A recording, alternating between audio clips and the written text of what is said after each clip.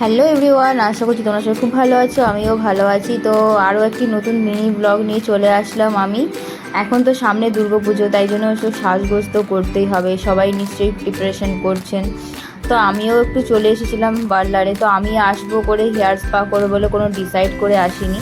তো আমার পাশের বাড়ি বোনটাকে নিয়ে এসেছিলাম, ও একটু চুল স্মুথনিং করেছিল, তো ওর সাথেই আমি এসেছি। তো ওকে ওকে ওর চুল স্মুথনিং দেখে, মানে চুল ও ধুতে এসেছে, তো ওর অনেক দিন 3-4 দিন হয়েছে, তো ওয়াশ করবে, তো ও ধুতে এসেছে দেখে তো আমারও একটু ইচ্ছা হয়ে গেল। আমিও স্ট্রেট করার পর থেকে একবারও আমিও করিনি, চুলটাকে স্পা করানো হয়নি। তো আমিও চলে এসেছি একটু চুলটা স্পা করাতে। তো চুলটা করে স্পা করাচ্ছি, দিয়ে হলো আমাকে ভালো করে একটু মাথাটা একটু ওয়াশ করে নিল চুলটা।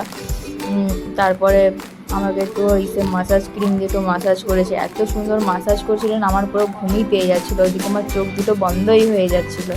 আর এদিকে এই যে গরম, এইটা তো প্রচুর গরম লাগে, এটা দিয়েও একটুখানি চুলটা ক্রিমটাকে একটু শুকিয়ে নিয়েছিল। তো এটা দাওয়াতে আমার একটু মুখটা একটু জ্বালা করছিল, কিন্তু তবুও এদিকে হচ্ছে ক্রিমটাকে শুকানো হয়ে গেছে। শুকানো হয়ে এবার আমার চুলটা একটু ওয়াশ করিয়ে নেবে। তো চুলটা একটু ওয়াশ করিয়ে এসে তো আমাকে ড্রাই দিয়ে একটু চুলটাকে শুকিয়ে নেবে। শুকিয়ে নিয়ে একটু সিরাম লাগাবে। তো সিরাম লাগিয়ে চুলটাকে ভালোই স্মুথনিং মনে হচ্ছিলো।